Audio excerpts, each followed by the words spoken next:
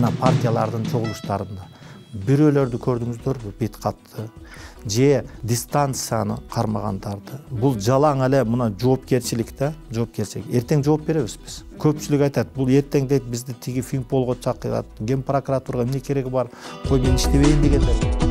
Көз карандысыз, ачык айкын, бурмалоосуз көрсөтүүлөрдү бир гана Үмүт ТВдан көрүңүздөр. Үмүт ТВ эл кызматында. Бүгүн дүйнө эли тааныган бул вирустун аты ковид болчу да, анан кийин пневмония деп айтылганда ошо элге түшүнүксүз болуп жатат. Бул пневмония болуп ооругандар алар ковид эмес деп айтылабы же кандай болот? Бул экөөнү кандай бөлүп айырмаласа болот? Жок, сиз туура маселе көтөрүп атасыз. Эмне үчүн мен 17-июлда пневмонияны коштук деп атам? Эмнеге деп? Бул жерде мына окумуштуулардын маалыматы боюнча, айткандары боюнча, биринчи 5 күндө бул анализ чыкпайт экен да, анализ чыкпайт экен. Анан кийин 14-күнү берип атканда чыгып аткандар болду. Андан тышкары көпчүлүгү биз билип атабыз, мына өзүңүздөр да интернет булактарынан окуп атсаңыздар керек, 80% симптому жок дейт, же жеңил симптом менен өткөндөр болуп атат дейт да. Ошондуктан бул вирус болгон үчүн биринчи ошол дем алуу органдарына биринчи таасирин тийгизет. Негизинен ошол үчүн пневмония болот. Ошондуктан биз пневмонияны дагы ошого кошконго мажбур болдук да. Эми мажбурда эч ким мажбурлаган жок. Эми бул жерде айтып кетиш керек, чтобы так болсун деген ниетте бул жерде Бүткүл дүйнөлүк саламаттык сактоо уюмунун дагы сунушу менен биз 17-июлдан баштап бириктирип эсептей баштадык. Анан жана сиз айткандай пневмония бул оорусу, бул негизинен бул вирустан көз каранды. Анан жана ноябрь деп айткандар, өзүңүздөр билесиздер, сезондо, кечки күздө, кыштарда бул сасык тумоо оорусу. Анан кийин курч вирус деп аталат да, респираторный вирусный инфекция деген оору бар, ОРВИ деп коебуз. Алар күчөйт да. Анан кийин өнөкөт оорулардын күчөшү болот. Аба ырайы тез өзгөргөндө бул өнөкөт оорулар күчөйт да. Ал мурда деле болуп келген, мурда да болуп келген, ошондуктан айтышып аткан. Бул жерде ковид мына сасык тумоого кошулса, ковид ОРВге кошулса кандай кылат? Бул медициналык система бул менен күрөшө алабы деген маселелер да коюлган да. Эми Кудайга шүгүр, медициналык система бүгүнкү күндө, мамлекеттик система күрөшүп бүт эпидемиологиялык абалды көзөмөлдө алып турат. Бул апат биздин мамлекетке ошо март айларында кирип келди десек жаңылышпайбыз. Ошол март айларынан баштап бизде күндөн күнгө күчөп ооруган адамдардын саны өсө баштады. Ошол учурда бизге Германия, Кытай жана Америка өлкөлөрү өздөрүнүн жардамдарын жөнөткөндүгү жөнүндө дагы такталган маалыматтар айтылат. Ошол бизди ушул апат басып келгенде биз бир аз ага даяр эмес экенибизди байкатып койдук да. Бул ошол ооруканалардан ошол жата турган оорулардын кроваттардын жетишпегендиги жана дары дармектердин жетишпегендиги айтылат. Ага карабастан коомдук көпчүлүктөр ошол больницаларга эле жатып, ооруканаларга жатып, биздин мамлекеттик ооруканаларга жатып сакайып чыккандарын айтышат дагы. Ал эми коомчулукта бүгүнкү күндө ошол биздин медицина тарабы эмес, жеке бизнесмендердин жана ошо жеке адамдардын эле жардамы менен көпчүлүккө эле айыктыгы деген дагы бир сандарды айтып келишет да. Бул боюнча да тагыраак айтып койсоңуз. Биринчиден туура айтып коюш керек, бул дүйнөдө биринчи жолу болуп аткан апат да. Анан кээ бирде мен айтып кетем, мына Кыргызстан даяр эмес, башка кайсы мамлекет даяр экен? Ошолорго мен суроо берет элем. Кытай даяр болдубу? Же Америка даяр болдубу? Же Россия даяр болдубу? Же Европа мамлекеттери даяр болдубу? Мен шуну мындай туура жооп беришибиз керек да. Экинчиден, бул жерде мына карагылачы, бизде Кыргызстанда эмне чыгат? Мисалы, дары-дармек чыгабы Кыргызстанда? Же коргонуучу каражаттар чыгабы? Же медициналык аппараттар чыгабы? Бардыгы бизде импорт. Баарына биз көз каранды болуп турабыз да. Сырттан келет. Сырттан келет. Эми мына мен канча жолу айттым. Мисалы, бул жерде мына Кытайдын адистери келди, Россиянын адистери келди, Польшанын адистери келди. Алар дагы өзү маалымат жыйын берип атканда айтып атты бул жердечи. Аларда Европа мамлекеттеринде бүт бар өздөрүндө бар. Мисалы да өздөрүндө чыгат. Кыргызстанда бет каптан башка нерсе бүгүнкү күндө бизде чыкпайт. Бет каптын дагы ар түрлөрү болот да.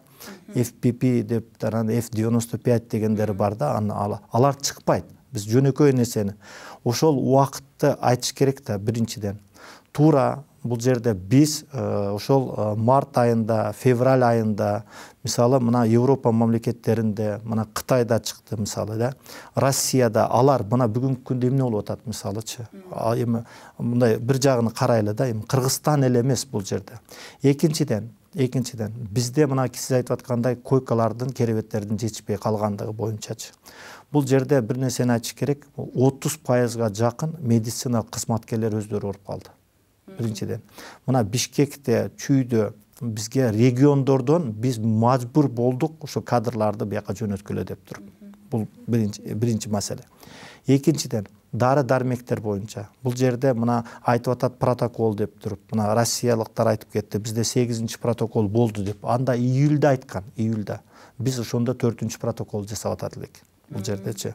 Анын өзгөчөлүктөрү менен мен айтып атпаймынбы, бул жаңы апат болду. Эч бир мамлекет буга даяр болгон жок. Даяр эмес болчу. Анан кийин эми үчүнчүдөн, мына элдин мен дагы эле кайтып айтат. Элге мына кичине жоопкерчилик менен мамиле карайлы деп айтып атабыз да. Мына бүгүнкү күндө абалды көрүп атасыздар. Мен жана башында айтып кеттим. Мына партиялардын чогулуштарында бирөөлөрдү көрдүңүздөрбү? Бет капты, же дистанцияны кармагандарды, же эпидемиологиялык талаптарды кармагандарды мына көрдүңүздөрбү? Мына Бишкекте эле өзүңүздөр көрүп атасыздар. Мен аларды деле 100% күнөөлөбөйм. Бул жерде мына анча-мынча мына уюштуруучулар болушу мүмкүн, башкалар. Биз ошол ситуацияны, абалды түшүнүп туруп, бул маселелерди дагы эми ал жерде айып пул салып атты, тиги болуп атты, бул болуп атты. Бирок бул эч кандай бүгүнкү күндө биз ойлогондой таасирин берген жок да, таасирин берген жок. Ошону кесепетинен көрүп атабыз. Анан үчүнчү маселе. Мына жерде мен айтайын дегеним, кээ бирде мына жазып атат, врачтар билбейт экен, тигини билбейт экен, андай экен, мындай экен деп туруп. Биз ал жерде жалаң эле реаниматологдор эмес, кардиологдор эмес, инфекционисттер эмес, башка ошо давагерлерди дагы биз айла жок ошол зонага киргизге мажбур болдук. Ал жерде мына 5 кол барабар эмес дейт. Кээ бирөөлөр окуду, ким кандай окутат ал жерде. Анан мага айтышат, мына бир врачың билбейт экен туда. Мен айттым, күнүгө ал жерде ИВЛ менен күнүгө иштеген, мисалы кардиолог, пульмонолог, инфекционист болушу мүмкүн. Мисалы стоматолог, ал окуган, мисалы 20 жыл мурда бүттү, же 15 жыл мурда бүттү. Окуганда көргөндүр.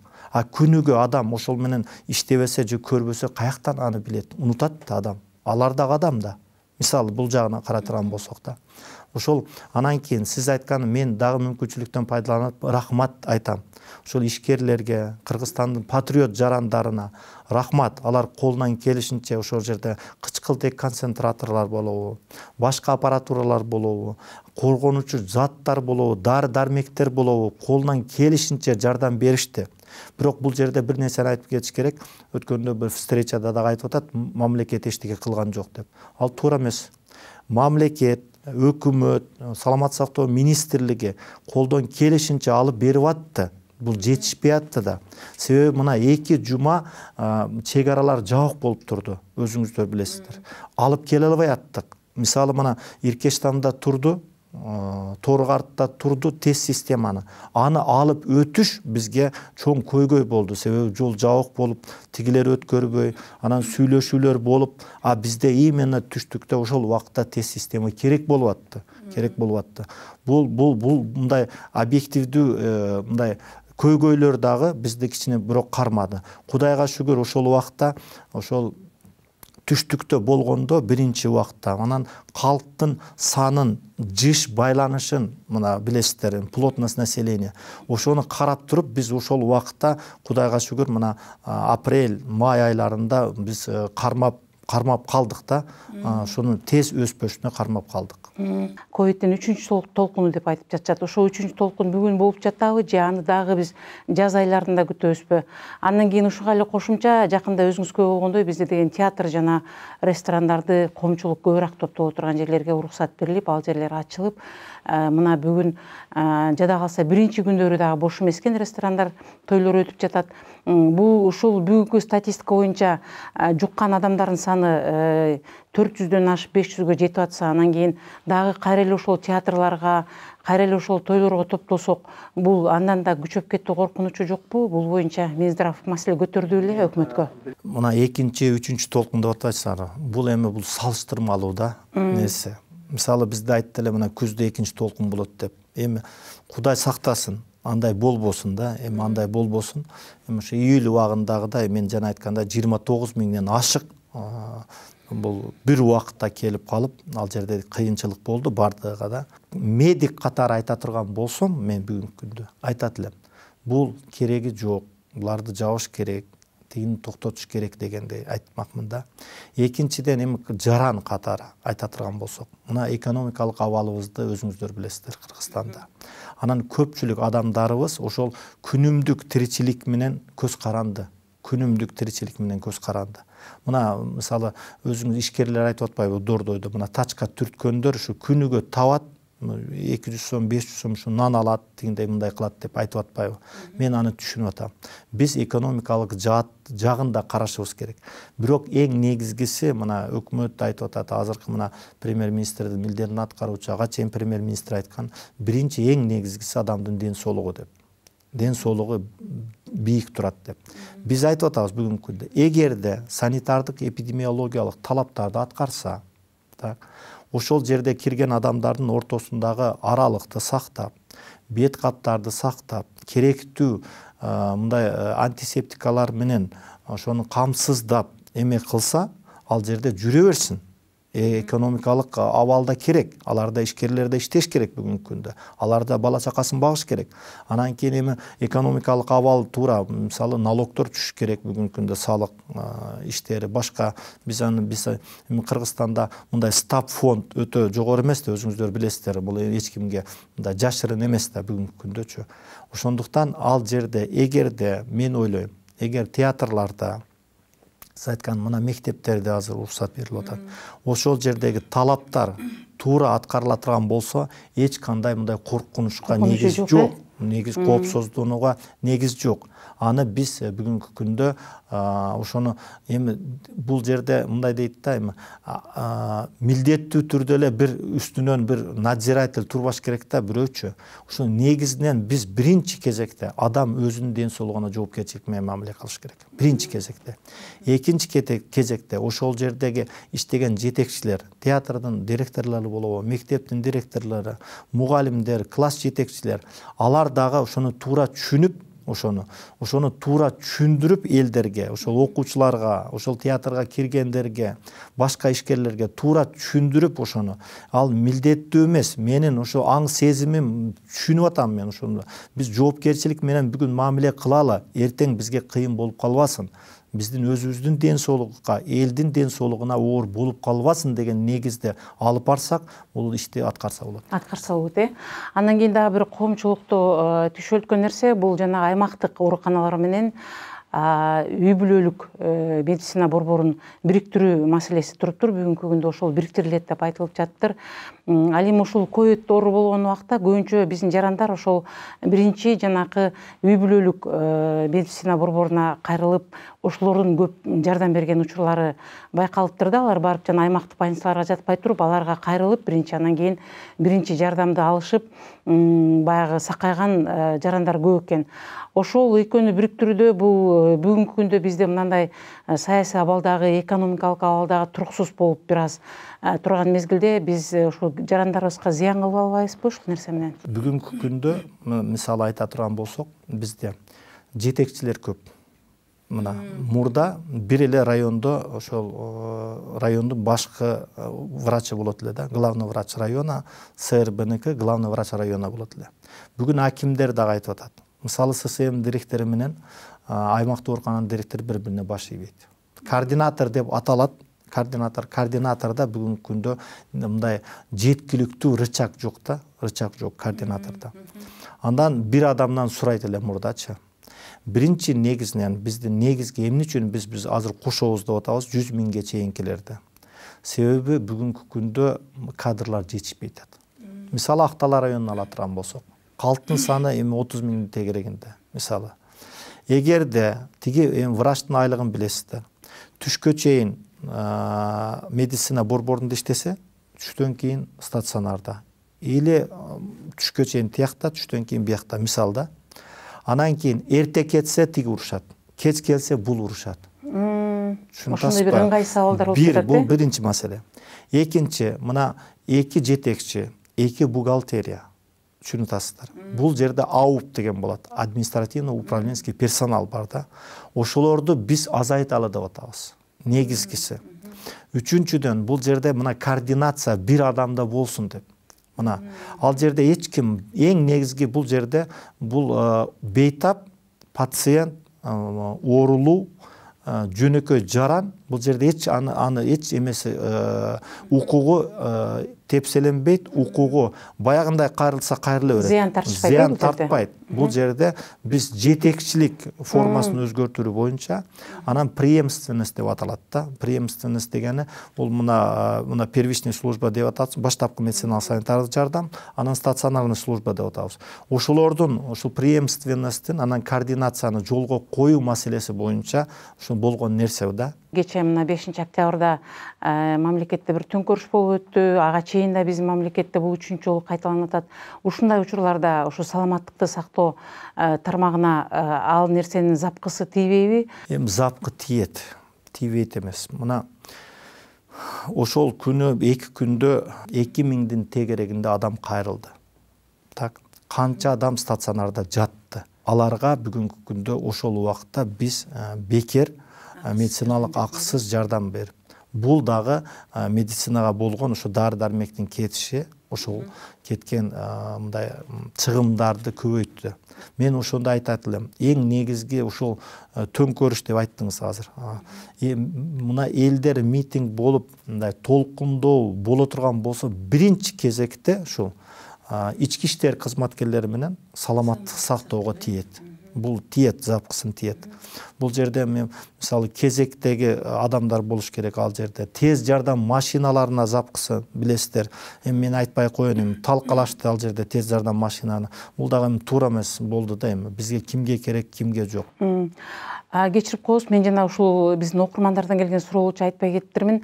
Жанагы ошол ковид малындагы медиктерге бериле турган, дарыгерлерге бериле турган компенсация боюнча дагы кармалды, кечикти деген ойлорун айтышты эле. Бул боюнча дагы бул мен айтайын дегеним бул жерде мына сөз 200 миң жөнүндө кетип атат. Мына 497 адам алды, андан чыкары мына 477 адам, 130 адам алып атат. Бүгүнкү 607 медицина кызматкерлер. Жалаң эле дарыгерлер эмес. Ал жерде медсестра дагы бар, санитарка дагы бар. Азыркы күндө мына 607 адам, 609 адам алды. 2,5 миң, 2800 бүгүнкү күндө карала турган делолор жатат да. Бул жерде катталган. Бул жерде биз тыкан карабасак, кеч калды, эмне үчүн мага бербей атат деген сөздөр. Мына бүгүн эртемен мен бияка чыгып атканда дагы мен деломду алып келдим эле суббота күнү. Эми суббота күнү алып келди, бүгүн 200 миң андай болбойт да. Аны эми комиссия караш керек да. Убакыт талап кылат экен. Жок, эми комиссия караш керек. Бул жалаң эле мына жоопкерчилик да, жоопкерчилик. Эртең жооп беребиз биз. Эмне үчүн мына сөздөр жүрүп атат. Ошол сөздөр мүмкүнчүлүктөн пайдаланып айтайын дегеним. Ошол сөздөр жүрбөсүн деп биз айтып атабыз. Жок, делону тыштагыла. Человеческий фактор болбосун. Делоңарды алып келдиңерби? Же бердиңерби? Эмеге общий отделге тыштагыла же ящикке салгыла. Ошондон биз барып карайбыз деп атабыз да. Алып келип туруп мындай кылып делону берип, мына мен тигиндей мындай деген болбосун деген маселе турду. Ошондой болсо дагы алып келишет дагы, анан мына анан кийин бар тияка тыштаба деп кой деп туруп, анан общий отделге бер деп айтасың да. Мисалычы. Экинчиден бул жерде комиссия иштеп атат. Комиссияны да туура түшүнүш керек. Алар бошогон комиссия эмес. Биз ушул сөз көп болгон үчүн ушул комиссияны кечэтен баштап приказ менен бир жумага чыгардык. Бир жума 10 күнгө бошотуп бир жерге отургуздук. Аны да билип алып ошол жерге да барышып атпайбы? Каза болгондор боюнча ал мындай десем, комиссия ал жерде 41 адамды карады, 41 адамга берилет. Андан тышкары 83 адам каза болгон, кийинки каза болгондор ал азыраак дегеним да. А мына жуктургандардыкы действительно 3000ге жакын болуп атат да. Кызмат абалында туруп жуктуруп алган. Бул жерде анан дагы бир нерсени айтып коеюн, мүмкүнчүлүктөн пайдаланып. Өткөндө туура эмес маалымат кетиптир. Жок, бул 1-сентябрга чейин эле алат экен, калганын бербейт экен деген сөздөр болуп атат. Эмне үчүн биз 1-сентябрга чейин дедик? Мына ал убакытта түшүнүп атам, мына айтып атам, июнь-июльда коргонуу каражаттары жетпей калышты. Окуулар деңгээлде өткөн жок деп айтып атабыз да. Эми биз окуттук деп, дагы окутуп атабыз. Анан кийин 1-сентябрдан кийин бул жерде эмне үчүн жуктуруп алды деп. Мисалы, бытовой болуп үйүндө жуктуруп алып туруп, анан келип туруп мен жумушта жуктурдум дегендер да болуп атат. Аны туура түшүнүш керек бул жерде. Бул жерде биз адилеттүү так каралы. Мүмкүнчүлүктөн пайдаланып айтып кетейин. Мына медицина кызматкерлери, биздин кыргызстандыктар аң сезими жогору деп эсептейм. Жоопкерчилик менен мамиле кылалы бул жерде. Эч ким мына субъективный караган жери жок. Мүмкүнчүлүк берели. Баары бир нааразы тарап сотко берсин бул жерде. Мен айтам, мына комиссиянын мүчөлөрүн дагы мен суранып атам. Көпчүлүк айтат, бул эртең дейт бизди тиги Финполго чакырат, Ген прокуратурага эмне кереги бар, кой мен иштебейин дегендер болуп атат. Биз аны уговорить этип, мен жана айтып атамбы? Бул жерде бош койгон жокпуз. Алар өздөрүнүн жумушун жасап туруп, анан кийин дагы анан бул жерде коомдук эме болуп атат да. Комиссия түзүлсүн, буларда айлыгы мындай сакталсын деген маселе жок да. Андай боло турган болсо биз буйрук чыгара албайбыз. Мындан келди бул нерсе бир аз убакытты талап кылат экен, андан дагы тактоолорду ал кандай жагдайда болгонун тактап, андан кийин бул бериле турган нерсе экен. Маегиңизге чоң рахмат. Матем мырза, мындан да ушул биздин саламаттыкты сактоо тарабынан жөнөкөй жарандардан келген суроолор боюнча кайрылып туралы. Анткени биздики бул интернет сайт жеке ишкана болгонуна карабай, биз эл менен чогуу иштешебиз. Алардан бир топ бир түшүнүктүү же болбосо түшүнүксүз суроолор дагы келип турат. Эл менен түз байланышып ага жооп берип туралы. Маегиңизге чоң рахмат. Көз карандысыз, ачык айкын, бурмалоосуз көрсөтүүлөрдү бир гана Үмүт ТВдан көрүңүздөр. Үмүт ТВ эл кызматында.